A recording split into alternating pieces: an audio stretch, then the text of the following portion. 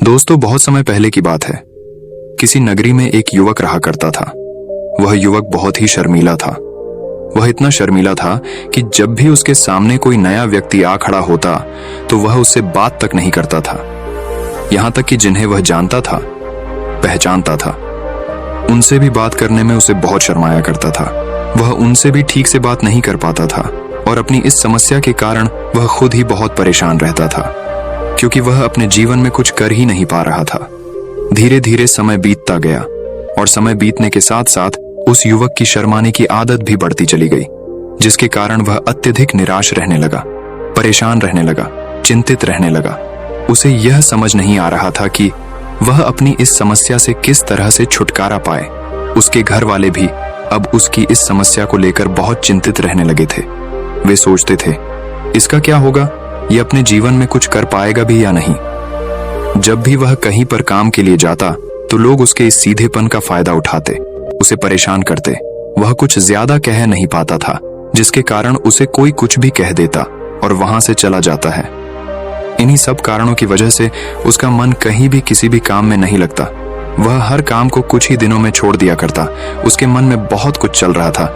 उसके मन में विचारों के तूफान उठ रहे थे। वह सबसे बहुत कुछ कहना चाहता था, लेकिन अपनी इस आदत के कारण वह किसी से कुछ नहीं कह पा रहा था।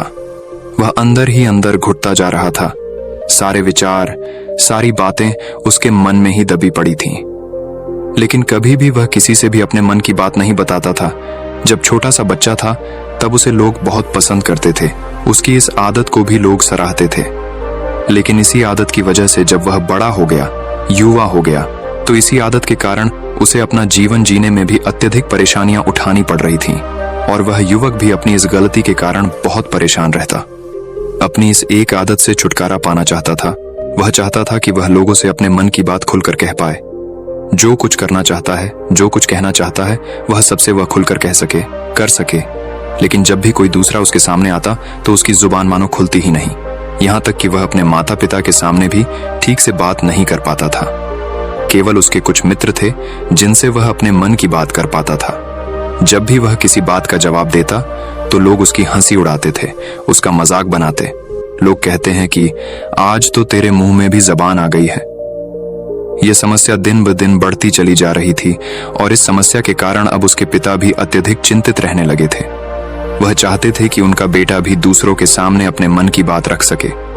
लेकिन एक दिन जब अपने उस बेटे को दूसरों के सामने शर्मिंदा होता हुआ देख रहे थे, तभी उन्हें बहुत क्रोध आया और वह अपने बेटे को खरी खोटी सुनाने लगे। उन्होंने उसे इतना डांट दिया कि वह युवा लड़का अत्यधिक क्रोधित हो गया और वहां से बिना कुछ कहे वहां से चला गया। शाम हो चुकी थी और अब तक उनका बेटा घर नहीं लौटा था। माता और पिता दोनों बड़े ही चिंतित थे। वे अपने बेटे को वापस घर पर देखना चाहते थे, लेकिन युवा लड़का तो भागते भागते पहाड़ की चोटी पर जा पहुंचा था। वह वहां से नीचे की ओर झांक रहा था और ईश्वर से कह रहा था, हे भगवान, आपने मुझे ऐसा क्यों बनाया? लोग मेरा मजाक उड़ाते हैं, लोग मेरी हंसी उड़ाते हैं। जब मैं इस दुनिया में अपने मन की बात रख ही नहीं सकता, मैं किसी से कुछ कह ही नहीं सकता, तो फिर मैं इस जीवन को जी कर क्या करूंगा? जब भी मैं किसी से कुछ कहने की कोशिश करता हूं तो लोग मेरा मजाक बनाते हैं, मेरी हंसी उड़ाते हैं, यहाँ तक कि वह मुझसे कुछ भी कहकर चले जाते हैं और मैं उनका जवाब नहीं दे पाता। ऐसा जीवन जीकर मुझे क्या मिलेगा? इसलिए मैं तेरे पास आ रहा हूँ। इतना कहकर जैसे ही वह युवक कूदने की तैयारी कर रहा था कि तभी पीछे से आवाज सुनाई पड़ी, बेटा, जान देना तो बहुत आसान है, लेकिन इस जान को तुम वापस नहीं पा सकोगे। जैसे ही ये आवाज उसके कानों में पड़ी, वह पीछे मुड़कर देखने लगा। उसने जैसे ही पीछे मुड़कर देखा, उसने पाया कि एक बौद्ध भिक्षु उसके पीछे खड़े हैं। उन्हें देखकर वह डर सा गया और अपने कदम पीछे खींच ली और चुपचाप वहां पर खड़ा हो गया। अपनी आदत के कारण वह उनसे कुछ कह नहीं पा रहा था। तभी बौद्ध भिक्षु उस युवक से कहते हैं, बेटा, क्या बात है? आखिर तुम यहाँ पर क्या कर रहे हो और तुम अपने इस जीवन को क्यों समाप्त करना चाहते हो? ये अनमोल जीवन बहुत कम लोगों को नसीब होता है और तुम्हें यह जीवन व्यर्थ लगता है। इस पर वह युवक कहता है, नहीं नहीं, कुछ नहीं, मैं तो बस यहाँ पर खड़ा होकर देख रहा था। तभी बौद्ध भिक्षु उस युवक से कहते हैं, बेटा, मैं जानता हूं कि तुम यहाँ पर क्या करने आए थे। तुम मुझसे कुछ नहीं छुपा सकते।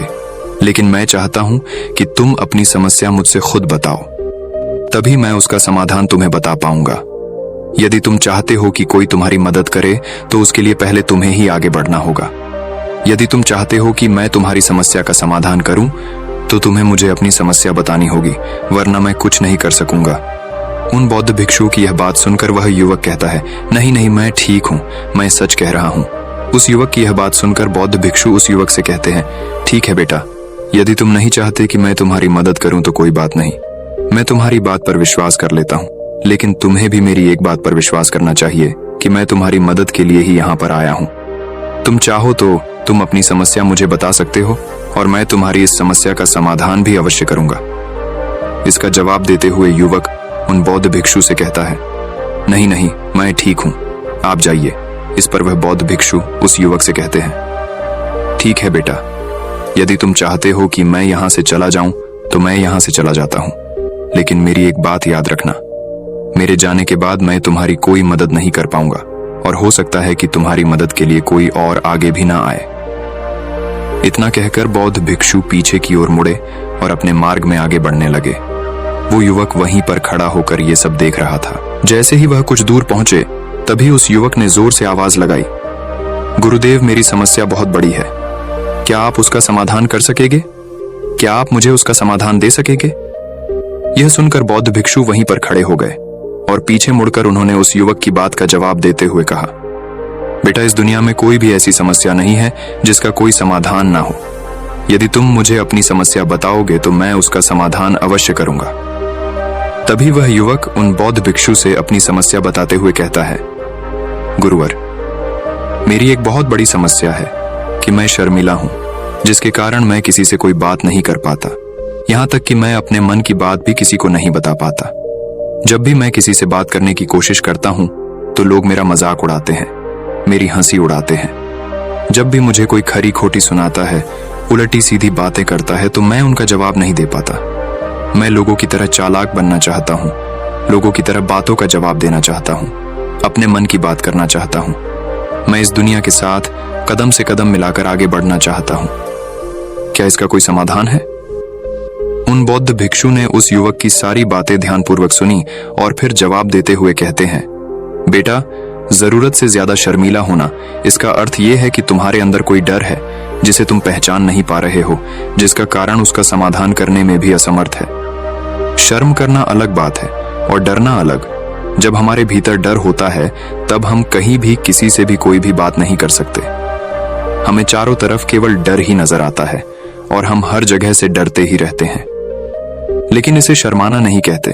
शर्म तो बस एक हद तक तुम्हें चुप रख सकता है। फिर वह बौद्ध भिक्षु उस युवक से कहते हैं, बेटा, तुम सबसे अधिक किससे शर्माते हो?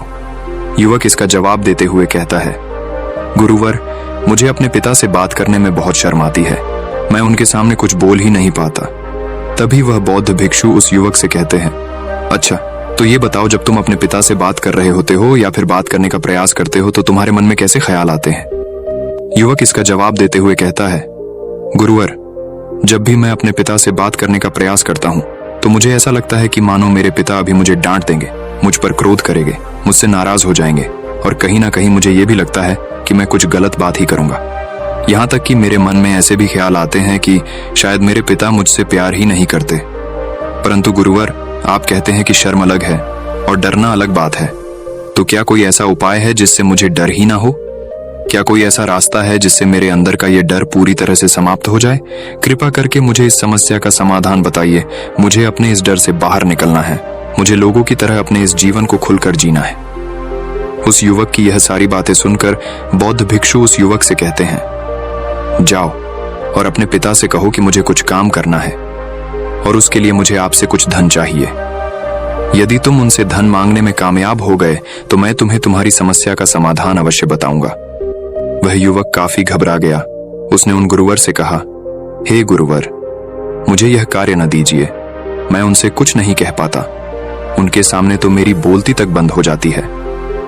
मैं उनसे धन भला कैसे मांगूंगा? ये बात सुनकर बौद्ध भिक्षु उस युवक से कहते हैं, तब तो तुम्हारी समस्या का कोई भी समाधान नहीं है और ना ही तुम कभी भी अपने जीवन को खुलकर जी पाओगे। ये बात सुनकर युवक उन भिक्षुओं से कहता है, गुरुवर्ग, ऐसा ना कहे, कृपा करके मुझे कोई और कार्य बताइए, कोई ऐसा कार्य जिससे मेरे अंदर का डर पूरी तरह से समाप्त हो जाए। कोई ऐसा समाधान बताइए।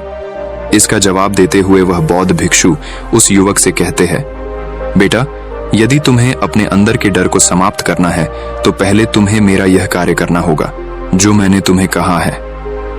वह युवक घबराकर काफी देर सोच विचार करने के बाद पुन गुरुवर से कहता है, ठीक है, यदि आप चाहते हैं कि मैं इस कार्य को करूं तो मैं इसे करने का पूरा प्रयास करूंगा। इतना कहकर वह युवक अपने घर लौट जाता है। उसे देखकर उसके माता पिता बहुत खुश हो जाते हैं और वह युवक अपने पिता से डरते डरते कहता है, पिताजी, मुझे आपसे कुछ बात कहनी है। इस पर उसके पिता कहते हैं, बोलो क्या बात है। युवक आगे कहता है, पिताजी, मैं कुछ काम करना चाहता हूं और उसके लिए मुझे आपसे कुछ धन चाहिए। क्या आप मुझे कुछ धन दे सकते हैं? इतना सुनकर उस युवक के पिता ने उसकी ओर ध्यान से देखा। काफी देर देखने के बाद वह खुशी से झूम उठे और तुरंत ही उन्होंने कुछ धन अपने पुत्र के हाथों पर रख दिया और कहने लगे, बेटा, इतना धन काफी है कि तुम्हें और चाहिए।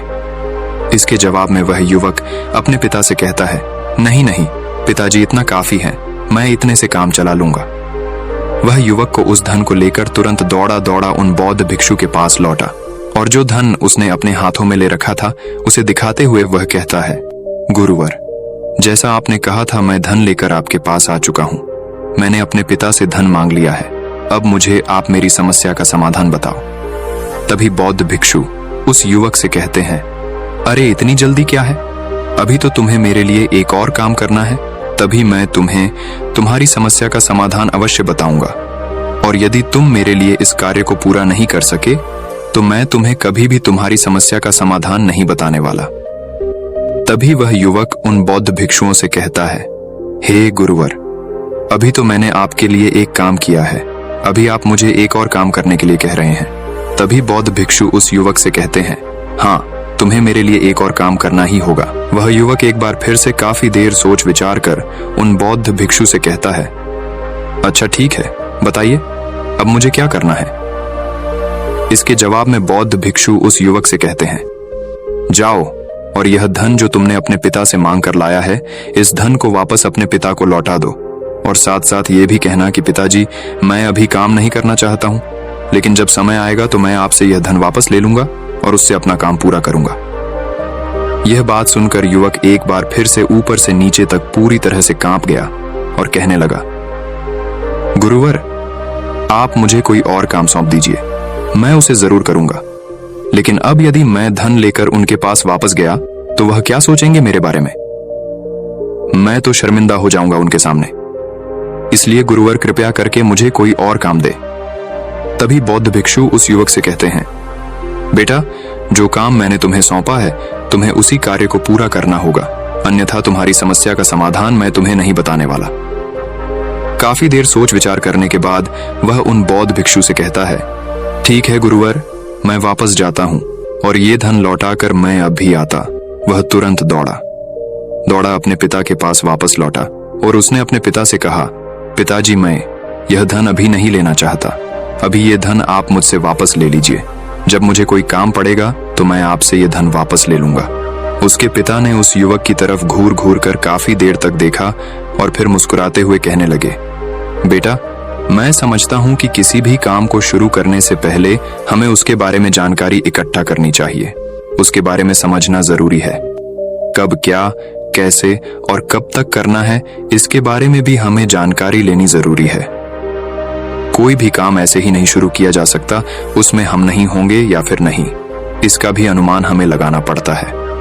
और जब हम इन सभी के बारे में सही जानकारी प्राप्त कर लेते हैं, तभी हमें धन लगाना चाहिए। मुझे बहुत खुशी है कि तुमने ये सही निर्णय लिया है। जब तुम्हें यह समझ में आ जाए कि जो कार्य तुम करने जा रहे हो वह तुम्हारे लिए उचित है, तब तुम चाहो तो मैं तुम्हें यह धन वापस लौटा दूंगा। युवक अपने पिता से यह सारी बातें सुनकर मन ही मन बहुत प्रसन्न था। उसने ये तो उम्मीद तक नहीं की थी कि उसके पिता हंसकर उसे इस तरह से सारी बातें समझाएंगे। वह मन ही मन ये सोच ही रहा था कि तभी उसके पिताजी उसके और करीब आए और अपनी उस युवा बेटे को गले से लगा लिया। जैसे ही उसके पिता ने उस युवक को गले से लगाया, उसको बहुत अच्छा महसूस हुआ। उसका आत्मविश्वास, उसका हौसला और बढ़ता गया। उसके बाद युवक वापस पुन गुरुवर के पास लौटा और कहने लगा, गुरुवर, जैसा आपने कहा था मैंने बिल्कुल वैसा ही किया है। मैंने धन अपने पिता को वापस कर दिया है। अब तो कृपया करके मुझे मेरी समस्या का समाधान बता दीजिए। तभी बौद्ध भिक्षु उस युवक की तरफ देखकर मुस्कुराते हैं और इस युवक से कहते हैं, बेटा इतनी जल्दी क्या है, अभी तो तुम्हें मेरे लिए एक और काम करना ही पड़ेगा। वह युवक कहता है, महाराज, आप आखिर मुझसे बार बार इस तरह से काम क्यों करवा रहे हैं? क्या आपके पास मेरी समस्या का कोई समाधान नहीं है? कहीं आप मुझे बेवकूफ तो नहीं बना रहे? जिस तरह से लोग मुझे बेवकूफ बनाते हैं, क्या आप भी मेरे साथ वही तो नहीं कर रहे? आपने कहा जाओ अपने पिता से पैसे मांग कर लाओ, मैंने पैसे मांग कर लाए आपने, फिर कहा जाओ ये पैसे अपने पिता को लौटा कर आओ, मैंने आपके कहे अनुसार बिल्कुल वैसा ही किया। और अब आप कह रहे हैं कि मैं आपके लिए एक और काम करूं? नहीं, ये मुझसे नहीं होगा। तभी बौद्ध भिक्षु उस युवक की तरफ देखकर मुस्कुराते हैं और कहते हैं, बेटा बस ये आखिरी काम है और यह बहुत सरल भी है। तुम जैसे ही इस कार्य को पूरा करोगे, मैं तुम्हें वचन देता हूं कि मैं तुम्हारी समस्या का समाधान तुम्हें अवश्य बताऊंगा। इस पर वह युवक फिर से एक बार सोच विचार करता है और उन बौद्ध भिक्षु से कहता है, ठीक है, लेकिन ये आखिरी काम जो मैं आपके लिए करूंगा, बताइए मुझे क्या करना है। तभी बौद्ध भिक्षु एक मूर्ति निकालकर उस युवक के हाथ में थमा देते हैं। वह मूर्ति देखने में बहुत ही साधारण सी थी, लेकिन वह बौद्ध भिक्षु उस युवक से कहते हैं, बेटा तुम्हें इसे बाजार में ले जाना है, इसे बेचना है और इसके बदले में तुम्हें 100 सोने के सिक्के लेकर आने हैं।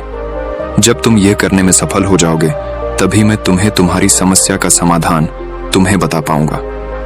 वह युवक उस मूर्ति को अपने हाथ में लेकर बड़े ही गौर से देखता है और उन बौद्ध भिक्षुओं से कहता है, हे गुरुवर, ये तो बड़ी ही साधारण सी मूर्ति लग रही है, मानो मिट्टी की बनाई गई। इसके लिए भला 100 सोने के सिक्के मुझे कौन देगा? कहीं आपका माथा फिर तो नहीं गया है? इसके 1 या 2 सोने के सिक्के मिल जाए, वही बहुत है, लेकिन इसके लिए 100 सोने के सिक्के कोई नहीं देगा। तभी बौद्ध भिक्षु उस युवक से कहते हैं, बेटा मैंने जो तुम्हें काम सौंपा है, यदि तुम उसे पूरा करोगे तभी तुम्हें तुम्हारी समस्या का समाधान मिल पाएगा, अन्यथा तुम चाहो तो अपने घर लौट सकते हो, फिर से वही अपने पुराने जीवन में जहां लोग तुम्हारा मजाक बनाते हैं, लोग तुम्हें डराते हैं, सताते। मैं तुम्हें यहाँ अपने डर को निकालने में तुम्हारी मदद कर रहा हूँ। तुम मेरे यहाँ काम करके अपने डर को धीरे धीरे भगा पाओगे। मेरे इस काम को पूरा कर दो, तुम्हें सब समझ आ जाएगा। वह युवक उन बौद्ध भिक्षुओं की बात सुनकर मन ही मन ये विचार करता है कि मुझे तो मेरी समस्या का समाधान किसी भी हालत में चाहिए, जिस कारण वह उस मूर्ति को उठाकर बाजार की ओर चल पड़ता है।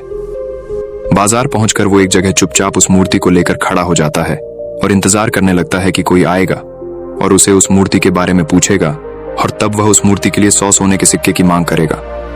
देखते ही देखते काफी समय बीत गया, लेकिन अभी तक उसके पास कोई भी व्यक्ति नहीं आया था। उसने आसपास देखा तो लोग चिल्ला चिल्ला कर अपने सामानों को बेच रहे थे, जोर जोर से आवाज लगा रहे थे। उसने भी सोचा, यदि मुझे अपनी इस मूर्ति को बेचना है तो मुझे भी जोर जोर से आवाज लगानी होगी।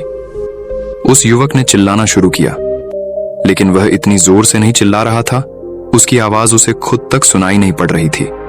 तो भला उसकी आवाज को दूसरे कैसे सुनते, जिस कारण उसे कोई भी व्यक्ति खरीदने के लिए तैयार नहीं था। धीरे धीरे शाम का समय हो चुका था और उस व्यक्ति को यह डर था कि कहीं वह बौद्ध भिक्षु वहां से कहीं चला ना जाए, अन्यथा उसे उसकी समस्या का समाधान कौन देगा। ये सोचकर उसने जोर जोर से आवाज लगानी शुरू की कि 100 सोने के सिक्के में यह मूर्ति ले लो। उसकी आवाज सुनकर लोग उसके पास आने लगे और उससे यह सवाल करने लगे, इस मूर्ति में ऐसा क्या है जो तुम इसके लिए 100 सोने के सिक्कों की मांग रहे हो? इसके अंदर ऐसा कुछ तो खास होगा ही। युवक काफी देर सोच विचार कर उस युवक से कहता है, नहीं नहीं, मुझे कुछ नहीं पता, मैं तो बस ये मूर्ति यहां पर बेचने आया हूं। तभी उसमें से एक युवक उस युवक से कहता है, अगर ऐसी बात है तो इस मूर्ति को कोई नहीं खरीदने वाला। आखिर इस मूर्ति में ऐसा क्या खास है जिसके लिए तुम सोने के सिक्के की मांग कर रहे हो? ये तो तुम्हें बताना ही पड़ेगा। धीरे धीरे कई लोग उसके पास आए और सभी ने बस एक ही सवाल किया, आखिर इस मूर्ति में ऐसा क्या खास है, ऐसी क्या बात है जिसके लिए तुम सोने के सिक्के की मांग कर रहे? उस युवक ने उससे बातचीत की, उन्हें समझाने की कोशिश की, कई प्रयत्न किए, लेकिन कोई भी उस मूर्ति को सोने के सिक्के देकर खरीदने के लिए तैयार नहीं था। वह निराश हो गया, उसे कुछ समझ नहीं आ रहा था कि वह क्या करे। तभी बाजार में उसने देखा कि कुछ लोग अपने सामानों की खासियत बता रहे हैं। उसे बेचने के लिए उसकी खास खास बातों के बारे में लोगों को समझा रहे हैं। ये देखकर उसने भी सोचा कि मुझे भी इस मूर्ति की कुछ खासियत लोगों को बतानी है। उसने फिर एक बार जोर जोर से आवाज लगानी शुरू की। समस्या का समाधान निकालने वाली मेरी गुरु की इकलौती मूर्ति, जो इस दुनिया में केवल एक ही है, जिसके पास भी यह मूर्ति होगी उसके घर में कोई समस्या नहीं होगी। यह मूर्ति उस समस्या का समाधान तुम्हें अवश्य बताएगी। ये सुनकर लोग उसके पास पहुंचने लगे और उसे ये सवाल करने लगे, क्या सच में ये मूर्ति जिसके पास होगी उसके पास कोई समस्या नहीं होगी? क्या सच में ये सभी समस्याओं का समाधान करती है? उसका जवाब देते हुए युवक कहता है, हाँ, सभी समस्याओं का समाधान कर देती है। यदि आप इस मूर्ति को ले जाते हैं, आपके घर में कोई भी समस्या होगी तो उसका समाधान यह आपको अवश्य बताएगी। चाहे कोई भी समस्या हो, कैसी भी समस्या हो, कैसी भी परिस्थिति हो, आपको इसका समाधान अवश्य मिलेगा। इतना सुनने के बाद अब वही एक मूर्ति सबको चाहिए थी, उस मूर्ति के दाम लगाने लगे। कोई उसे 200 सोने के सिक्के, तो कोई 400, कोई 6, 7, तो कोई 1000 सोने के सिक्के देने के लिए तैयार था। उस मूर्ति की कीमत लगातार बढ़ती जा रही थी। जैसे जैसे लोगों को पता चलता जा रहा था कि ये मूर्ति लोगों की समस्या का समाधान करती है, लोग उसे किसी भी कीमत पर खरीदने के लिए तैयार हो गए थे। अब वह युवक भी आत्मविश्वास के साथ और जोर से चिल्ला रहा था, लोगों को उस मूर्ति के बारे में समझा रहा था, बता रहा था। अब उसके मन में कोई डर नहीं था। वह लोगों को उस मूर्ति के बारे में पूरे आत्मविश्वास के साथ बिना घबराए उस मूर्ति की खासियत बताने में लगा हुआ था, जिसके कारण लोग उस पर भरोसा कर रहे थे और वह भरोसा लोगों की नजरों में नजर भी आ रहा था। जैसे जैसे अंधेरा होता गया, लेकिन लोगों की भीड़ मानो कम होने का नाम ही नहीं ले रही थी। लोग उस मूर्ति को खरीदना चाहते थे। उस युवक ने जोर से आवाज लगाई कि मुझे क्षमा करे, यह मेरे गुरु की मूर्ति है और मैं इसे बेचना नहीं चाहता। इतना कहकर वह युवक उस मूर्ति को लेकर वापस खाली हाथ लौट आया और उन गुरुवर के पास पहुंचा और उन गुरुवार से कहने लगा, हे गुरुदेव, आपका बहुत बहुत धन्यवाद। इस मूर्ति ने मेरी समस्या का समाधान कर दिया। मुझे समझ में आ गया कि मेरी क्या समस्या थी। हालांकि मैं इसे बेचकर सोने के सिक्के तो आपके लिए नहीं ला पाया, लेकिन मुझे मेरी समस्या का समाधान अवश्य मिल गया। आपका बहुत बहुत धन्यवाद। इस बात को सुनकर बौद्ध भिक्षु उस युवक से कहते हैं, बेटा, मैंने तुम्हारी समस्या का समाधान नहीं किया है, तुमने तो खुद ही अपनी समस्या का समाधान किया। अपनी समस्या तुमने खुद ही सुलझा ली है। तुम्हारे मन में हजारों सवाल थे, मैं ये करूंगा तो लोग मेरे बारे में क्या सोचेंगे, यदि मैं अपना मुंह खोलूंगा तो लोग मेरे पर हंसेंगे, यदि मैंने मुंह खोला तो मैं कुछ गलत ही करूंगा। ऐसे कई सारे विचार तुम्हारे मन में थे, ऐसे कई सारे डर तुमने अपने मन में पाल रखे थे। लेकिन जब इस मूर्ति के बेचने के दौरान तुमने उन हजारों लोगों का सामना किया, उनके सामने खुलकर अपनी बात रखी, उनके सामने खुलकर वह कहा जो तुम्हें कहना था, तो तुम्हारे मन का डर खुद खुद समाप्त हो गया। जिसे तुम शर्मा ना कहते थे, वो अपने आप ही तुम्हारे भीतर से कहीं गायब हो गया। युवक अपने गुरु की यह बात सुनकर अपने गुरुवार से कहता है, गुरुवर, आप सही कहते हैं। आपने आज मेरे मन में वो विश्वास जगा दिया है जिसे मैं अब अपने जीवन में कुछ भी हासिल कर सकता हूं। आपका बहुत बहुत धन्यवाद। डर को धीरे धीरे खत्म करने से ना ही आपको शर्म आएगी और ना ही डर लगेगा, और जब आपके भीतर का डर हमेशा के लिए समाप्त हो जाएगा तो आप अपने जीवन में जो भी कुछ करना चाहते हैं, जो भी कुछ पाना चाहते हैं, उसका रास्ता आपके लिए पूरी तरह से साफ हो जाएगा और आप अपने मार्ग पर तेजी से आगे की ओर बढ़ने में सक्षम भी हो जाएंगे। इसलिए लोग क्या कहते हैं, क्या कहेंगे, ये सब छोड़ दीजिए और खुद पर विश्वास कीजिए, क्योंकि आप ही हैं जो अपने इस डर का सामना कर सकते हैं। दोस्तों, सच्ची श्रद्धा से कमेंट में नमो बुद्धाय जरूर लिखिएगा। इस वीडियो को लाइक करें तथा अपने दोस्तों के साथ शेयर करें और हमें सब्सक्राइब करना ना भूलें। और हाँ, इस वीडियो से कोई भी सवाल है तो आप कमेंट में पूछ सकते हैं। अगर कोई नहीं है तो आप कमेंट में नमो बुद्धाय लिखना ना भूलें, क्योंकि आपकी कमेंट से हमें वीडियो बनाने का मोटिवेशन मिलता है। धन्यवाद।